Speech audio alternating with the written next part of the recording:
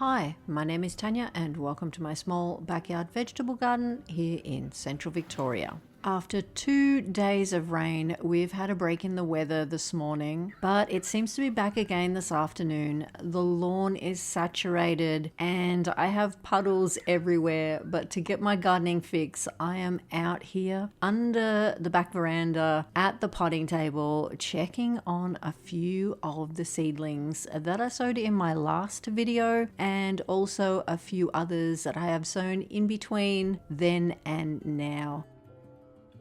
These 2 seed snails I rolled without paper liners just to make sure that they weren't going to sit too wet in the plastic tubs that I have germinated them in on my hot water tank. I did this last winter and it worked out really well, and once again they've done really well. It keeps them warm enough to get them germinated, but this year I'm taking them out of the tubs to grow on here under the back veranda where they get more light.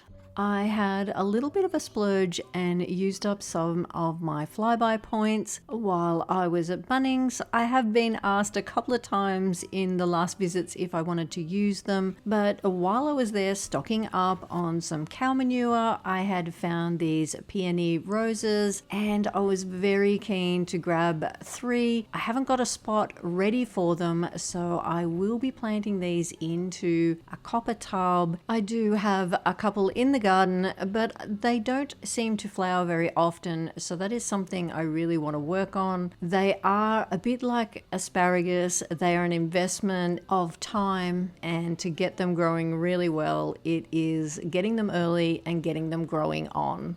So if you have any growing secrets, please let me know. My mum and I hit the op shops the other day and we were in search of, well, she was in search of books. I was in search of nothing, but found this very cute teapot and I really couldn't resist. When I first saw it, it reminded me of the shape of a pumpkin, and to me a silver teapot that I can use. It holds more than my other teapot. They are perfect for watering seedlings and it looks like a pumpkin. There was no chance that it was staying at the op shop.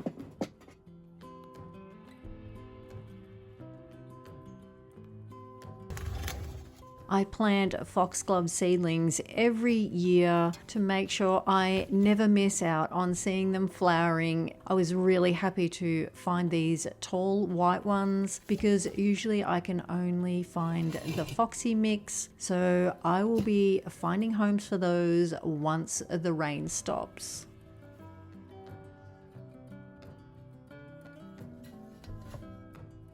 Another crazy markdown at Bunnings. There is so many price tags on this. I don't know what it started out as, whether it was 19 or 35 like the markdown label states, but I was more than happy to pay $5 for an African violet in a terracotta pot.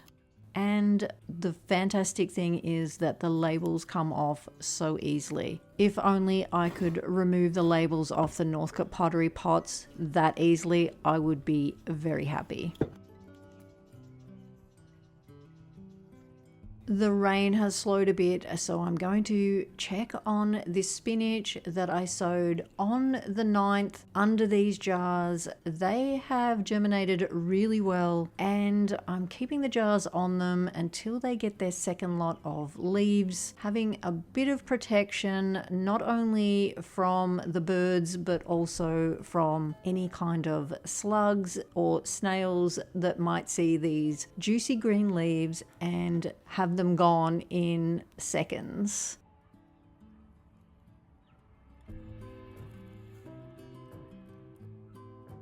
The Easter egg radishes are germinating also. It is interesting that this garden bed here that gets the most amount of light, the seeds are taking longer to germinate.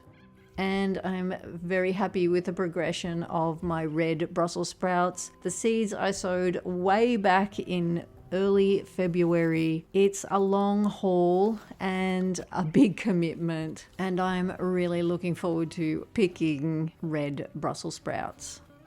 After my last video using yeast in the snail traps, a fellow gardener reached out and said that they add sugar to the yeast. So with that in mind, I mixed up a new brew of yeast, added some sugar into the warm water, gave it a shake, and refilled all these little jars. I refilled these last night, so I am keen to see how that progresses. I also added some coir pots in underneath the tins. Once the coir is damp, I think they will be the perfect spot for any kind of the slugs, snails, earwigs, slaters to hide up in underneath there so you can manually remove them.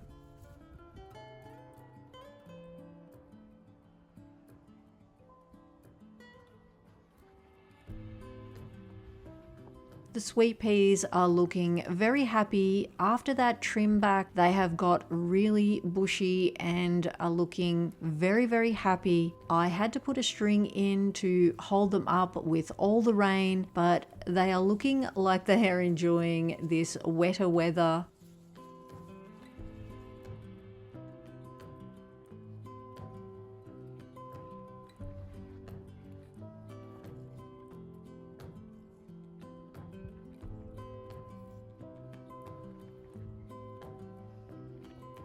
My garlic that was looking very happy did not like the change in the weather and had a few yellow leaves come on them, but they are shooting new greener leaves. These spinach were sown on the 9th also.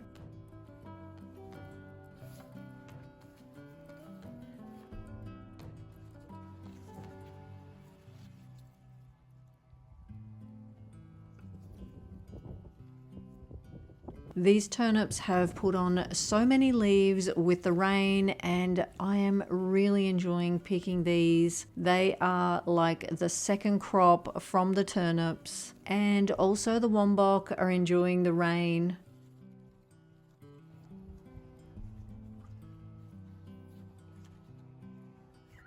But for now, I am going to get in and pick a heap of this rhubarb before it starts slowing down. I've been thinking of different ways that I can preserve some, not only cooking it up and maybe freezing the fruit already cooked, but also looking into fermenting some. I'd really like to try that. So I'm going to pick a heap of it. I have been so amazed at how well this rhubarb has grown on. It hasn't been quite 12 months since I moved it, and they have produced so well in that time. And to see the stalks brings me so much joy. I absolutely love the color, the red of the stalk and the green leaf. And the Russian giant had been producing so well over the summer, but now this red dragon, of which I have 4 crowns, I bought those marked down probably a bit later than this last year, and they are now really producing beautiful stalks of rhubarb. They have beautiful color and are quite long, with a fantastic taste when they're cooked up.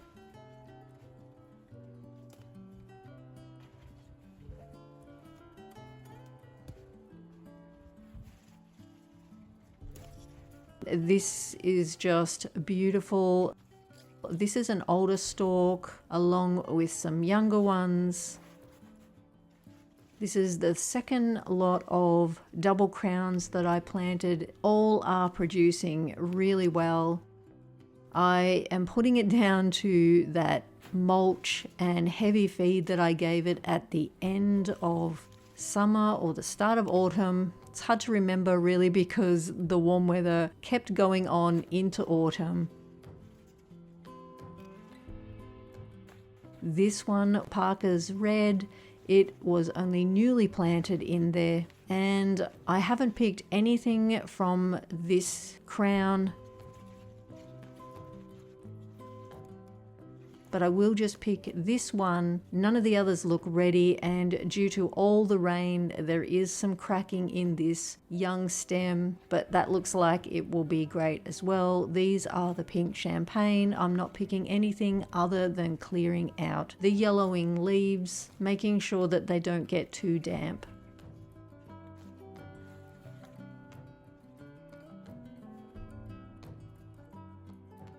I always like to top and tail them here near the compost bin so I don't trudge all the leaves inside only to bring them out again. And it's very satisfying filling your basket full of these beautiful red stalks. And I am extremely keen to get on and ferment some as a way of preserving them.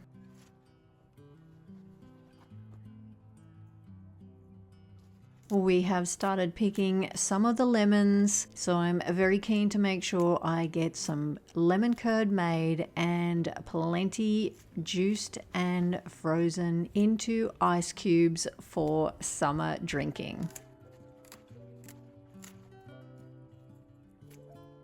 This surpasses my hopes for when I first wanted to get a good mix of rhubarb here in the perennial garden.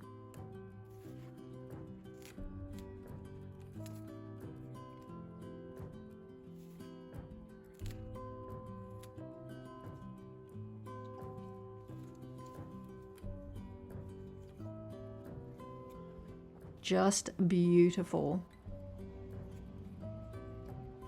And of course there is plenty more there to pick, but this will be enough for tonight.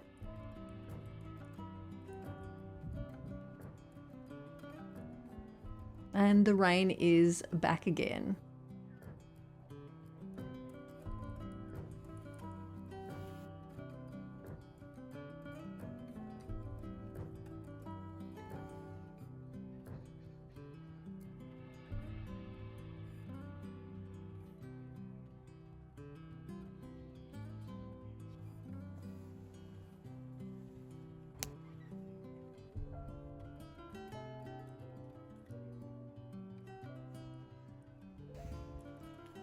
These turnip leaves are usually my first stop.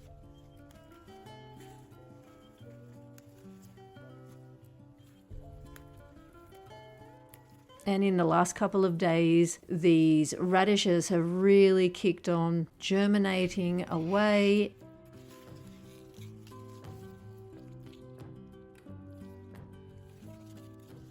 And also these spinach are looking a little bigger, and with all the rain, the wombok leaves are quite plentiful. I love picking them, just leaves, separate leaves, not waiting for the whole cabbage to form.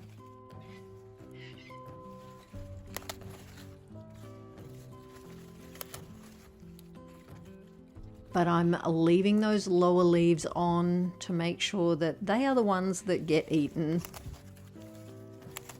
I picked the last two bok choy from the pots and I planted out some succession of the wombok, so that way once they get going I can remove these from this garden bed and get something else in there, and then I'm not fighting the slugs.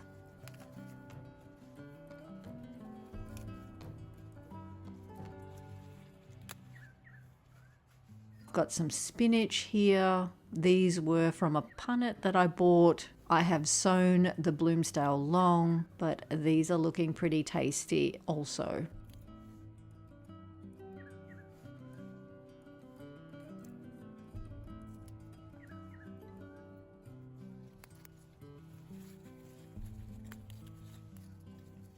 There's been so much growth with the turnip leaves since all the rain. And I don't think this is going to make it inside. I think I might just eat it here.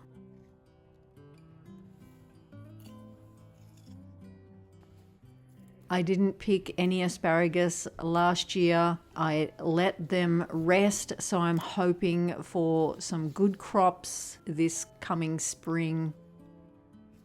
This is what I love doing, just going around and picking bits and pieces and I'm very happy to see that there's some sprouting broccoli moving.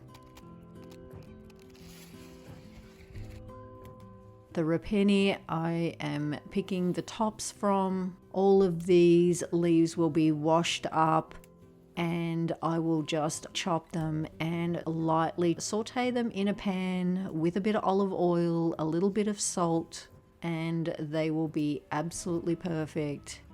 Lots and lots of mixed greens.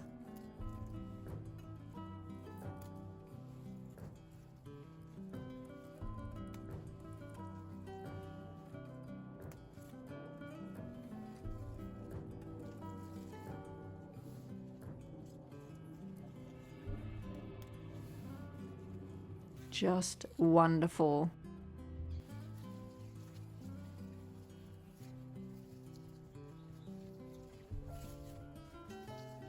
And I'm going to pull the last of these black nebula carrots. I may as well empty this pot out so I can get something else going in here.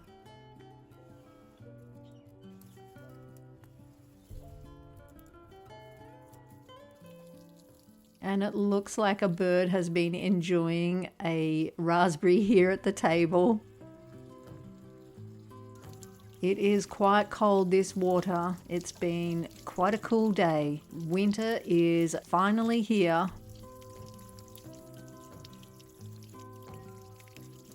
These will be perfect, just topped and tailed and added into the green leaves. And one little raspberry as payment for washing the carrots.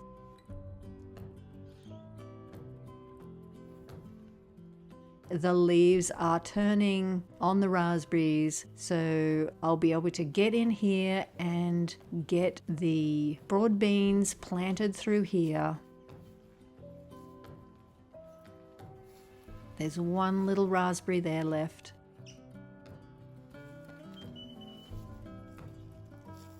I like to leave the tidying of the canes until growth starts again, and then I can tell what is going to fruit and what isn't.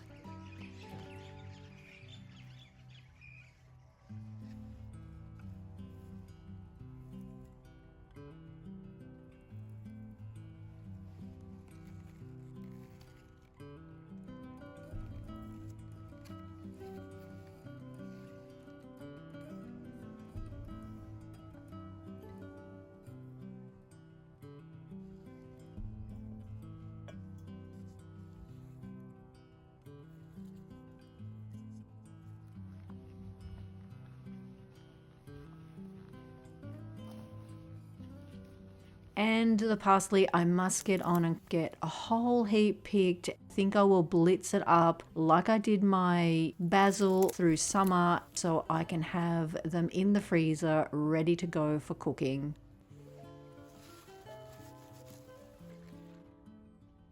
This is garden bed 3 where I planted multiple Brussels sprouts. They are looking pretty happy.